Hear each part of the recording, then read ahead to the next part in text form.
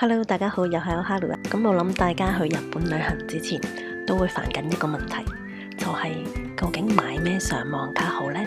同埋究竟要 download 啲咩 app 好呢？咁我今日就會同大家分享經開箱呢張我自己覺得值得推薦嘅 5G 上網卡，同埋3個我自己覺得去日本旅行嘅話係必備嘅 app。另外仲有優惠碼同埋藥妝、百貨公司等等嘅優惠券嘅實用資訊。如果大家仲未訂閱，就記得撳訂閱，再撳埋隔離個鐘仔。你嘅支持就係我拍片嘅原動力。感謝。咁我今日實測兼介紹嘅呢一張呢，就係 Before Travel Plus 嘅 5G 上網卡。我諗大家都有可能會遇過一個情況，就係你有陣時買咗張 SIM 卡啦，跟住插咗入部機度啦，點整都上唔到網，又揾唔到人哋幫手嘅個 moment 咧，係令人十分之煩躁嘅。咁我自己都試過嘅，同一張卡啦，可能咁我有兩部機，一部 iPhone 一部 Android 機嘅。咁 iPhone 嗰部咧插入去咧即刻就用到，咁但係 Android 機就唔知點解咧要搞好耐。但係呢一張咧 Before Travel 嘅上網卡，無論係 iPhone 定係 Android 機咧，係真係一插入去，重新開機開數據去漫遊，等一陣間就可以上到網啊，係超級順暢。同埋就算你張 SIM 卡有啲咩問題，可以直接去透過例如 IG 等等嘅平台咧聯絡到相關嘅工作人。仲有你買呢一張日本嘅 SIM 卡咧，佢哋仲會連埋一大堆嘅優惠資訊俾你。我覺得呢個售後服務真係非常之好。好啦，咁就講下呢一張上網卡嘅產品特點。咁首先第一點就係即插即用，唔使登記啊或者設定，直接插入手機咧開數據漫遊咧就用到。不過就記得開完數據漫遊之後咧就等一陣間，又或者再熄機再開機。同埋我想講 Before Travel 呢張 SIM 卡咧，佢有埋支針，仲係擺喺當眼位嘅。對我呢啲成日眼大睇古龍嘅人嚟講咧，都係一個加分位嚟。咁呢一張咧係無限上網卡啦。咁就算佢過咗呢個 5G 嘅高速數據之後，雖然會被限速，但係咧都可以繼續上網。咁佢係一張上網專用卡啦，同埋就唔使實名認證。咁選擇方面就非常之多啦。佢由5日5GB 去到21日30GB 都有。咁我就另外寫咗個 blog 啦，咁就整理好5到14日嘅短期遊常用款，同埋14到30日嘅中長期旅遊款，加埋10幾款嘅上網卡，咁就等大家一目了然，方便挑選。同埋今日影片入面講嘅內容呢，全部都會 group 埋喺我寫呢篇文入面嘅。咁條 link 我都會放喺留言嗰個位入面噶啦。咁有興趣呢，就可以 click 入去睇睇，同埋都會有優惠碼呢俾翻大家。另外仲有一個驚喜位就係咧，呢張卡一啟動之後呢，咁官方呢就會跳個 message 出嚟嘅。咁一直以來用緊都以為都係廣告啊，咁點知呢 click 入去佢有條 link 呢，全部都係啲實用資訊嚟嘅喎。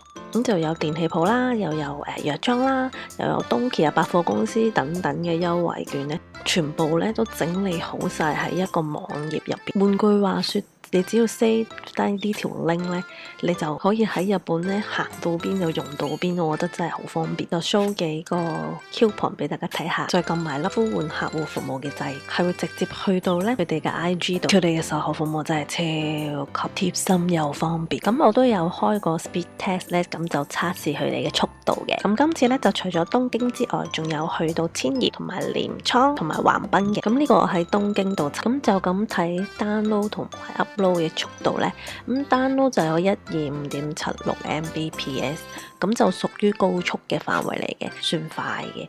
咁 upload 方面咧就71.76 Mbps， 但係算快啦。就咁睇速度啦，咁表現係好唔錯嘅。就算你想追下劇啊，或者平時上網都好足夠喎。咁然後我就有喺千葉縣嗰度咧又測試咗多一次嘅 download 嘅速度咧就係94.02 Mbps， 咁佢 upload 嘅速度咧就係31.09 Mbps。咁睇落好似慢過東京咁，但係其實佢呢個速度咧已經算快嘅啦。咁我自己用咗幾日嘅感想咧係收得幾好流暢嘅。咁所以咧早前我去咗新加坡，我都係照用翻佢哋嘅 SIM 卡。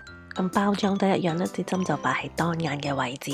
咁另一個背後咧就會有詳盡嘅產品嘅介紹。咁我就用住佢咧喺新加坡度玩咗差唔多1個禮拜，暢通無阻。咁個步驟都一樣啦，插入個 SIM 卡啦，跟住重新開機，跟住開數據漫遊，等一陣間咁就用得啦。好啦，咁上網卡介紹就嚟到呢一度，我嚟跟住就要介紹去日本旅行一定要 download 嘅3個 app。首先要介紹嘅就係食べログ，係日本餐廳嘅搜尋同埋評價嘅平台嚟嘅，仲可以喺入邊咧直接訂位，好似個畫面咁啦。你撳入去你想要食嘅餐廳入面有得訂位嘅話咧，咁你就揀時間、揀日期、揀人數，跟住咁確定就可以訂位噶啦，非常之方便。咁同埋你出翻去主頁嗰個位咧，你仲可以按翻你要揾嘅地區，例如新宿啊咁樣，去按翻你個地區咧去揾你自己嗰一區嘅餐廳，同埋你會見到咧有例如百名店啊嗰啲排行榜嘅，你都可以直接 click 入去睇下你附近有冇啲咩百名店你可以去食咯。同埋有個掣叫 Timeline 啦，就可以睇到其他會員嘅即時留嘅食評相啊嗰啲。跟住我覺得第二個一定要 download 嘅 app 咧就係城門 online，咁佢有繁體中文版嘅。咁佢個界面咧就好簡單啦，只要你輸入你起點同埋終點站咧，佢就會幫你計出最快最方便嘅交通方案。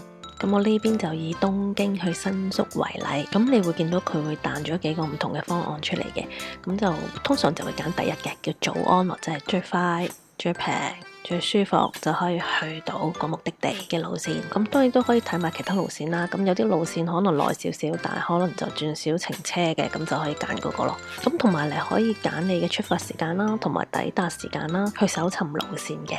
其實對我嚟講咧，城門 online 咧已經係我自己日常嘅必備嘅交通 app 嚟嘅。即係無論喺東京啊、大阪啊、福岡啊，基本上每一次出門咧，我都一定會查一查條路線，咁就唔想搭錯車同埋浪費時間。尤其是啲電車咧會分快普通咁樣樣，我就一定會去用呢個城門 online 咧查完呢條路線，就跟翻佢上面嗰個時間去搭翻嗰一班車，咁就一定冇錯。然後第三個我覺得必備 app 咧就係 Google Map。我想講，其實我係路痴嚟嘅，咁我靠 Google Map 咧都可以一個人咧周圍去。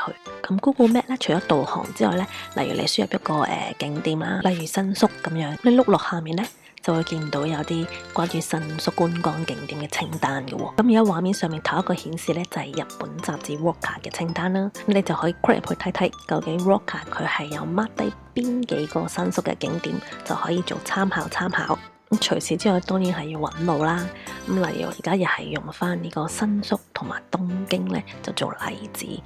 咁其實你揾路線嘅時候咧，你撳一撳嗰3條線咧，佢入邊係會有啲喜好模式俾你揀嘅。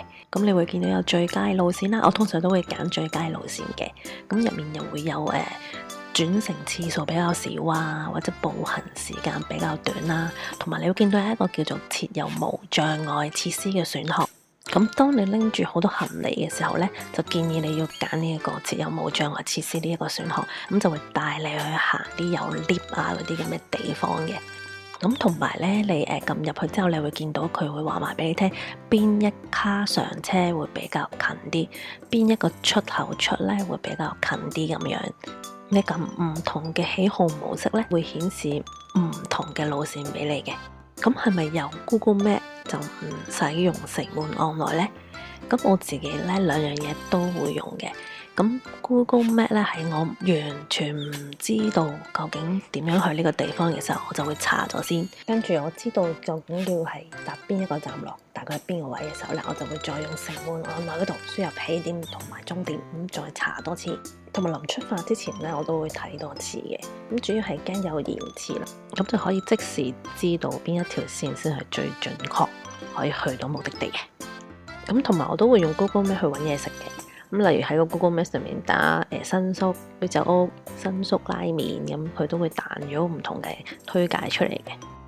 即係例如我有一日淨係想去神社嘅，跟住咧就查下附近有啲咩茶屋啦，咁就查到呢一間土屋，入面咧仲可以有 DIY 團子食嘅。我覺得幾有趣。好啦，咁今日嘅影片就嚟到呢度。如果想重溫翻今日嘅資訊，除咗可以睇翻條片之外，仲可以 click 入去我留咗喺呢個 comment 嗰度有條link 嘅，咁就係我嘅寫咗呢篇 blog 嘅 link 啦。咁可以 click 入去睇睇，同埋都會留低買上網卡嘅 link 啦，入面仲會有埋優惠碼。咁有興趣嘅朋友仔記得 click 入去睇睇。咁我哋下次見啦，馬得咧〜